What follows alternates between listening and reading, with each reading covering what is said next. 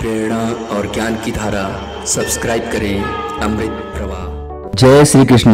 श्रीमद् भागवत गीता के पास आपके हर प्रश्न का उत्तर है। चाहे आपकी कोई भी परेशानी हो, कोई भी इच्छा हो, श्रीमद् भागवत गीता आपके हर प्रश्न का उत्तर देती है, आपकी हर समस्या का हल देती है। चाहे वो परेशानी आपके मन की हो या धन की हो या आपके शरीर की हो या आपके रिश्तों की हो, आपको अपनी हर समस्या का उत्तर श्रीमद् भागवत गीता में जरूर मिलेगा।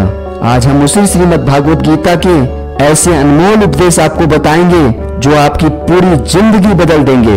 बस आप इन बातों को वीडियो के अंत तक ध्यान से सुनिए।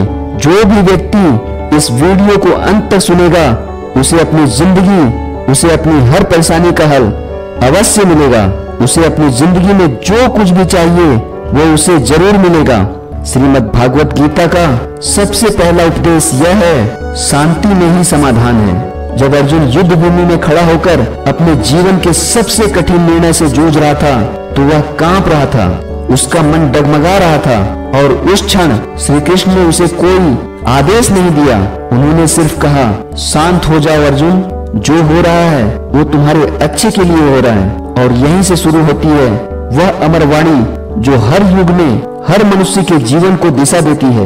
मित्रों, आज आप जिस परिस्थिति में हैं, हो सकता है आप संघर्ष से जूझ रहे हो, किसी अपने में विश्वास तोड़ा हो, आर्थिक संकट हो, स्वास्थ्य की चिंता हो या जीवन बस ठहर सा गया हो, तो मेरी आपसे प्रार्थना है, थोड़ा रुकिए, थोड़ा शांत हो जाइए, क्योंकि समय सबका बदलता है। जैसे रात्रि के बाद दिन आता है, वैसे ही दुख के बाद सुख आता है।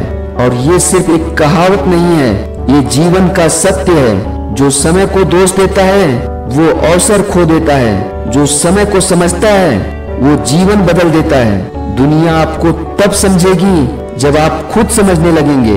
जो आज आपको तोड़ रहा है वही कल आपकी ताकत बन जाएगा।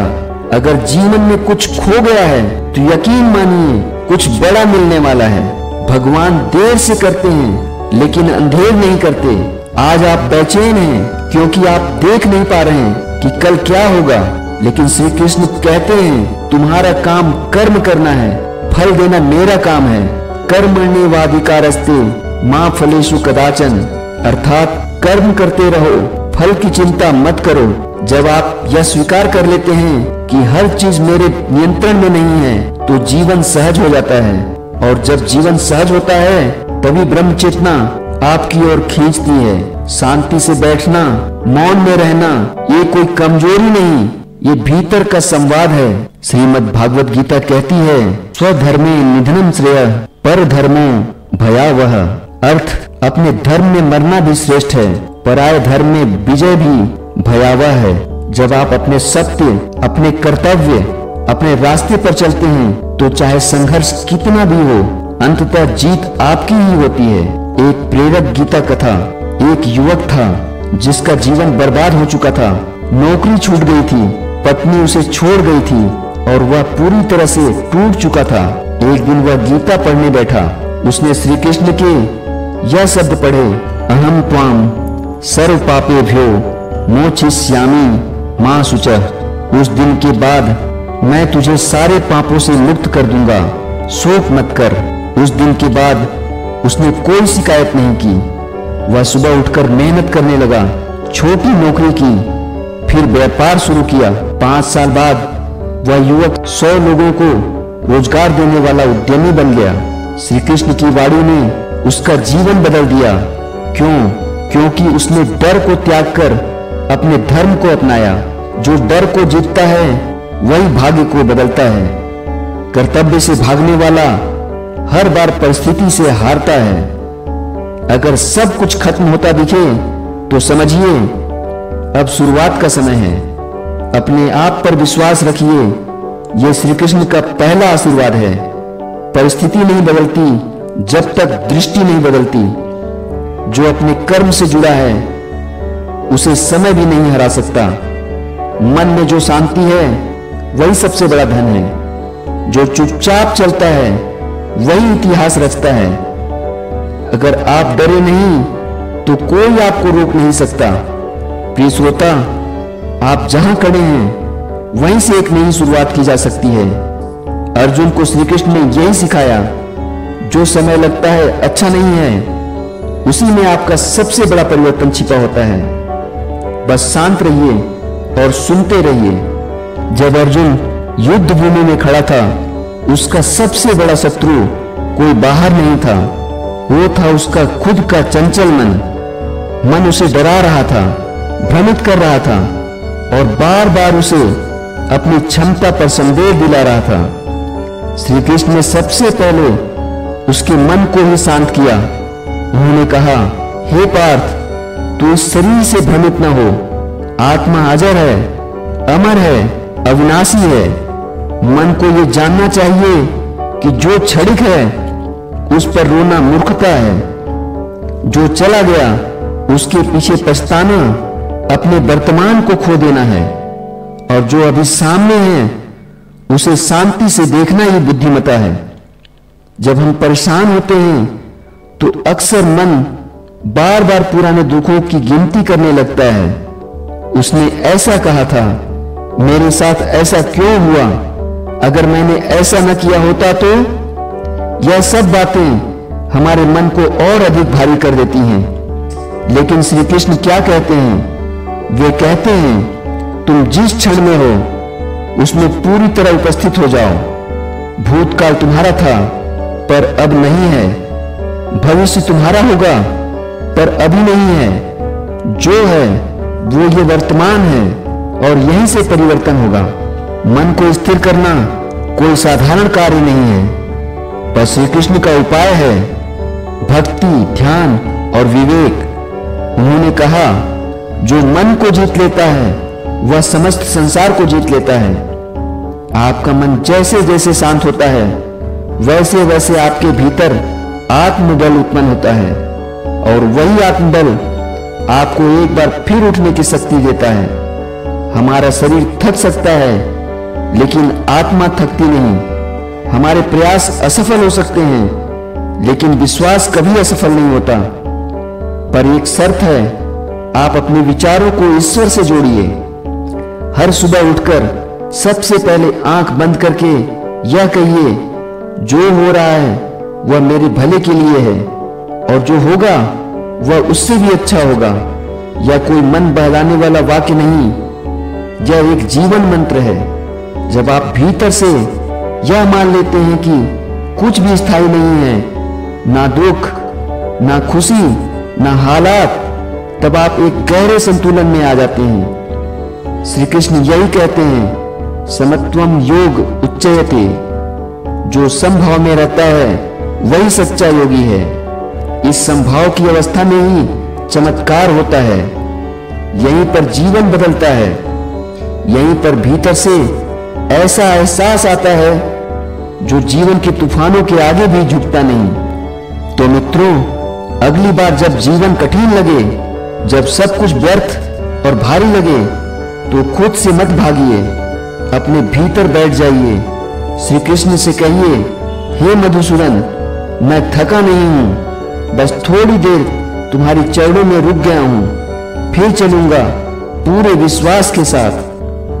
जीवन में जो भी महान बना है वह पहले टूटा है, बिखरा है, फिर कहीं जाकर चमका है।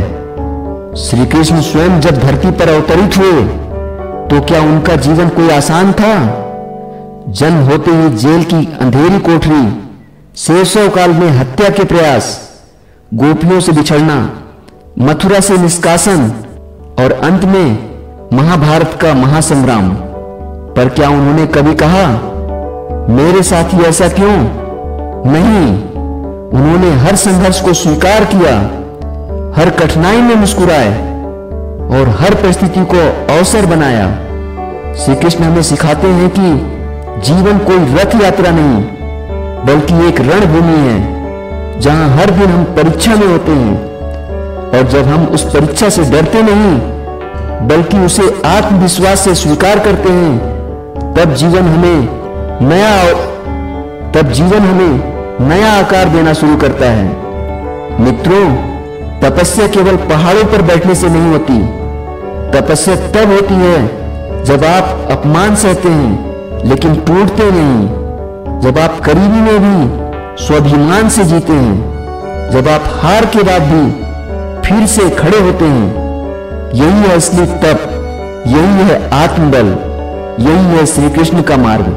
आपके जीवन में जो भी कठिनाइयां हैं, उन्हें देखकर घबराइए मत, उन्हें देखिए, उन्हें देखकर कहिए, मैं तप रहा हूं और जल्द ही निखर कर सामने आऊंगा। हर संघर्ष के बाद जो बचता है वही असली आप होता है। श्री कृष्ण ने गीता में कहा, योगस्थ कुरु कर्माणि, योग में स्थिर होकर कर्म करो। जब हम कर्म को केवल परिणाम के लिए करते हैं तो तनाव बढ़ता है, लेकिन जब हम कर्म को कर्तव्य मानकर करते हैं बिना फल की चिंता किए, तो वह कर्म तप बन जाता है। समस्या यह नहीं कि जीवन कठिन है, समस्या यह है कि हम जल्दी हार मान लेते हैं। पर श्री कृष्ण कहते हैं, हार मानने वाला वो नहीं जो गिरता है, बल्कि हारने वाला वो है जो उठने से इनकार करता है। तो उठिए, अपने भीतर उस अग्नि को जलाइए जो आपको नया बनाएगी, जो आपको इतना तेजस्वी बनाएगी कि फिर कोई परिस्थिति आपको पराजित नहीं कर सकेगी। जब अर्जुन ने अपने सारे तर्क समाप्त कर दिए, जब उसका ज्ञान, उसका भ्रम, उसकी जिद सब चुप हो गई, तब वह बोला, मैं अब शरणागत हूं कृष्ण, मुझे मार्ग दिखाओ। और यहीं से प्रारंभ होती है गीता का सबसे गहन और सरल संदेश, तुम कुछ नहीं हो, ईश्वर सब कुछ है। समर्पण का अर्थ कमजोरी नहीं है, समर्पण का अर्थ है अपने मैं को ईश्वर के तू में विलीन कर देना। जब हम ईश्वर के संघर्ष में हारते हैं तो हार कर बैठ जाना मोह है, लेकिन हार कर ईश्वर के गोद में सिर रख देना वो भक्ति है। श्री कृष्ण कहते हैं, जीवन में जब आप थक जाएं, जब रास्ते बंद हो जाएं, जब कोई बात समझ ना आए, तो बस एक बात याद रखिए, मैं अकेला नहीं हूं, श्री कृष्ण मेरे साथ हैं। समर्पण कोई शब्द नहीं है, यह एक अवस्था है। जब एक बच्चा अपनी मां की गोद में होता है तो उसे न भूख की चिंता होती है, न डर की, न भविष्य की। वह केवल मौन रहता है, क्योंकि उसे पता होता है मां है तो सब ठीक होगा। वैसे ही जब आप श्री कृष्ण को अपना मानते हैं, अपना बनाते हैं, तो डर, असफलता, चिंता सब दूर हो जाते हैं, क्योंकि तब जीवन का भार आपके कंधे से उतरकर कृष्ण के कंधों पर आ जाता है। और जब कृष्ण जीवन का भार उठाते हैं तो फिर आप हल्के हो जाते हैं, फिर आप उड़ सकते हैं। मित्रों, जीवन में बार बार हम खुद ही सब कुछ करने की कोशिश करते हैं। हम सोचते हैं मैं संभाल लूंगा, मैं कर लूंगा, मैं ठीक कर लूंगा, लेकिन जब हम थक जाते हैं तब हमें यह समझना चाहिए, मैं नहीं तू। हे माधव, बस यह कह देने से मन का सारा बोझ ऐसे उतरता है जैसे किसी ने अंधेरे कमरे में दीपक रख दिया हो। मित्रों, आप चाहे किसी भी जीवन परिस्थिति से गुजर रहे हो, चाहे आपका मन टूटा हो, चाहे आपकी आर्थिक स्थिति डगमगा रही हो, चाहे आपके अपने आपसे दूर हो गए हों, या फिर आपको लग रहा हो कि सब कुछ खत्म हो गया है, तो शांत हो जाइए, क्योंकि जीवन की सबसे बड़ी शक्ति शांति में ही छिपी है। श्री कृष्ण ने गीता में बार बार यही कहा, मैं तुम्हें हर संकट से मुक्त करूंगा, बस शोक मत करो। जो मन आज डगमगा रहा है वही मन कल स्थिर भी होगा। जो हालात आज कठिन हैं वही कल आपका सबसे बड़ा वरदान बनेंगे।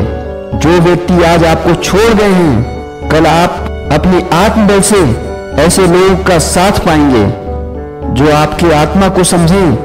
पर शर्त यही है, श्री कृष्ण के मार्ग पर चलिए, सत्य बोलिए, धर्म निभाइए, कर्म करते रहिए और सब कुछ उस परम शक्ति को समर्पित कर दीजिए। अपने जीवन की कमान अपने हाथ में लीजिए, लेकिन मार्गदर्शन श्री कृष्ण का रखिए। जब तक हम अपने जीवन की जिम्मेदारी दूसरों पर डालते रहेंगे, शिकायत करते रहेंगे, घबराते रहेंगे, हम भीतर से कभी मजबूत नहीं बन पाएंगे। पर जब एक बार आप भीतर से कहते हैं मैं अब तैयार हूं, जो हो रहा है उसे समझने के लिए और जो होगा उसे अपनाने के लिए, बस उसी क्षण आपका समय बदलने लगता है। श्री कृष्ण की सबसे सुंदर बात यही है कि वे हमें हमारी शक्ति याद दिलाते हैं।